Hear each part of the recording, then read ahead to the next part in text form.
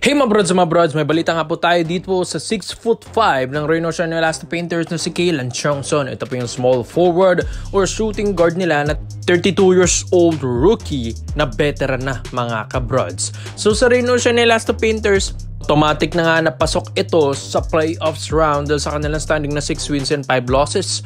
Well, isa rin ito si Kaylan Chongson sa mga bumabato at bumaba na dyan sa Reno Ocean. Hindi nga nagsisi dito sila Coach Yang Yao. Pero may mga reports and rumors tayo mga broads na gustong offeran pala ng Beermen.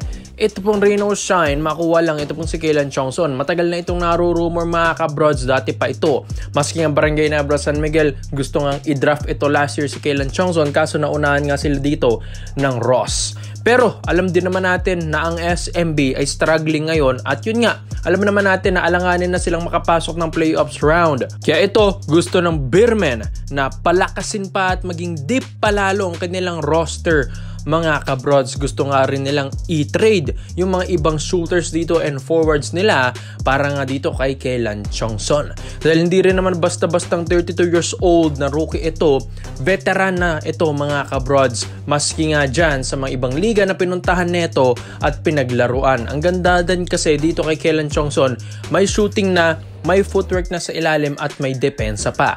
Yan ang kinaganda ng 6'5" na ito dahil parang ang hindi 6'5" kung maglaro. Parang point guard din mga kabrods. Athletic din na shooting guard ito. Hindi rin basta-basta magpapatalo to at magpapatinag sa mga big man sa ilalim. Kaya yan ang kinaganda kay Chongson. Flexible na forward and shooting guard ang laruan nito. Kaya ito, mangyayari na ito mga kabrods na ito pong SMB. Offeran nila na maganda ito pong Reno Ocean para makuha ito pong si Chongson. Dahil kapag sila ay bumagsak at hindi na nakapasok ng playoffs round, dito na magre-rebuild ng panibagong lineup ang Beermen. Ang dami na nilang iti-trade sa roster nila, lalong-lalo na aayusin na nila ang pag-scout sa mga imports dahil nga inaskam sila kay Malik Pope. Kaya ito pong roster ngayon ng SMB, expect nyo mga broads, ang dami ng magagalaw na ito next season. Well, ito pong si Kaylan Chongson, malaking boost and shooter rin ito mga kabroads sa SMB at malaking tulong ito kung sakali. Kaya ito pong Beermen ay hindi na nga makapaghintay na kapag sila ay hindi makapasok ngayong playoffs round ay dito na sila gagalaw at panibagong roster na Beermen na ang makikita nyo next season mga kabroads. Malakas din naman kasi ito pong si Chongson.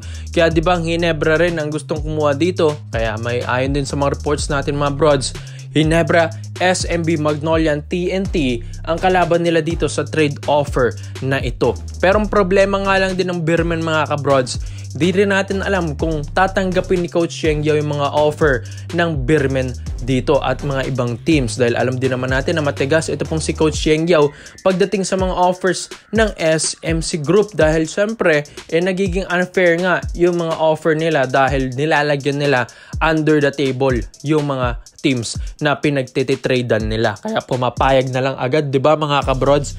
Pero dito kay Coach Yang, gusto niya ng fair trade na mga kabrods. Kaya sa tingin nyo, sa lahat po ng mga Beermen fans, sino ba ang karapat-dapat na bitawan ng Beermen next season para nga makuha ito pong si Kaylan Chongson? At sa tingin nyo mga brods, sa lahat po ng mga Beermen fans, ano bang pinaka-problema ng SMB this season bukod sa pagpapalit-palit ng import, pagpalit din ng coach, kung saan nandito na si Coach Leo Austria, or mga locals na ba ang problema dito mga kabrods? Kaya komento mo lang po nyo dito mga brods at iisa-isa natin yan, Kaylan Chongson to SMB. So dito naman po tayo sa kabilang balita naman natin mga kabrods. Bali-balita nga ito pong 6'2" na si Terdy Ravena ay naisali nga sa mga draft prospect this 2025. Dahil marami nga tayong mga reports and rumors na maraming fill-up nga ang papasok dito sa ating rookie draft 2025. And yun nga, ang daming nga malalakas na rookie na papasok ngayon. Kaya ito pong si Terdy Ravena sa mga rumors and reports natin na gustong bumalik ito ng Pinas at magpa-drop sa PBA. Hindi na bago yan mga kabrods dahil ginawa na rin yan ni RJ Abarrientos na talagang ang dami at ang laki ng offer nito sa Korea, pero ang ginawa nito, nagpa-drop sa PBA at bumalik ng Pinas. Yan nga ang gustong gawin nito po ni Terdy Ravena pagkatapos nga itong magkakaroon ng draft ulit ngayong 2025. At ito pong si 30 from San Enneo Phoenix to Dubai BC, mga kabrods. And yun, congrats din kay 30 dahil talagang siya ang nangunguna sa isang liga sa ibang bansa at sumusunod na yung mga ibang players natin dito sa Pinas. Di ba siya nga nagsimula dyan sa Japan B-League tapos nagsisunuran na yung mga ibang players natin dito sa Pinas. Kaya hats off din dito kay 30 Ravenna for pushing all the Filipino players, basketball players na hindi lang pang Pilipinas ang kaya natin, mga kabrods. Pwede rin sa ibang bansa. Kaya ito ngayon si 30 Ravenna, pagkatapos nga itong baka mapaso na yung kanyang kontrata dito sa Dubai BC, knowing na hindi rin naman siya masyadong nagagamit dito, mga kabrods, baka nga bumalik din ito ng it's either Japan, Korea, Taiwan, or Philippines, mga kabrods. So, syempre, depende na lang ito sa mga offers na ibabato kay 30 Ravenna. Dahil may mga reports and rumors tayo, ang Barangay Nebra San Miguel pala, mga kabrods, ay gustong offera ng malaki ito pong si 30 Ravenna. And alam din naman natin na tinanghal ng most improved player ito ng Japan B-League and import din as an Asian import din doon. Alam natin na ang laki na talaga ng value nito ni 30, mga kabrods. Hindi naman ito aalis ng San Enneo Phoenix kung hindi naman ganun kalaki yung offer ng Dubai BC sa kanya. Kaya ito pong offer ng Barangay Nebra San Miguel dito, mga brods, ay talagang hindi biro na ito.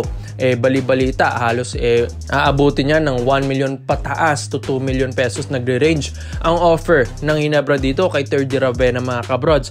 At kita nyo rin naman sa roster ng Ginebra, kailangan din nila ng isang 30 Ravenna. Subok na ito, mapa-international, mapagilas Pilipinas. Grabe rin kasi yung athleticism nito ni 30. Hindi rin naman basta-basta na baldog na ito, mga kabrods, dahil base rin sa mga highlights nito sa Dubai, nag-i-improve na nga ang shooting form nito ni 30 Ravenna. Hindi lang shooting form, kundi pati ang kanyang court vision as a point guard na rin, mga kabrods. Kaya yan ang kinaganda ni 30 dahil palagi siyang nagpapakondisyon and maski yung kanyang pangangatawan inaalagaan pa niya. Kaya grabe rin kung maglaro ito, puso mga kabrods kung maglaro ito pong si 30 Ravenna. Kaya yan ang gusto nila Coach Tim Cone sa kanya dahil hindi lang naman pang opensa ito pong si 30 Ravenna, maski sa depensa sobrang maaasahan mo ito. Maski nga sa Gilas Pilipinas, ang dami na itong ginulat ng mga players na teammates niya na maski yung mga dead ball possession na dapat na talagang automatic 2 points na sa kalaban, hinahabol pa niya, chini-chase down block pa niya, mga kabrods, harap-harapan. Grabe rin ito pong player na ito, kahit na inaasar na baldog, mga kabrods, nag-i-improve pa rin naman kada year ng kanyang basketball career. And grabe yung athleticism nito, parang Russell Westbrook ng Pinas ito pong si 30 Ravenna, mga kabrods. Kaya grabe rin yung paghanga ni na Coach Tim Cone dito at yung pag-offer nila kay 30 Ravenna na bumalik ng Pinas at magpa-draft sa PBA kung saan makukuha siya ng Barangay Nebra San Miguel dito, mga brods, with a million offer sa table, mga kabrods. Kaya sa tingin nyo, mga brods, ito pong si 30 Ravenna, dapat bang ofera ng malaki to ng Ginebra at malaking tulong ba siya dito sa Dream Kings? Kaya comment mo na opinion mo dito, mga brods, at isa-isa natin yan. Salamat po sa panonood, mga brods. This is Phil Basketball. Yun lang, I'm out.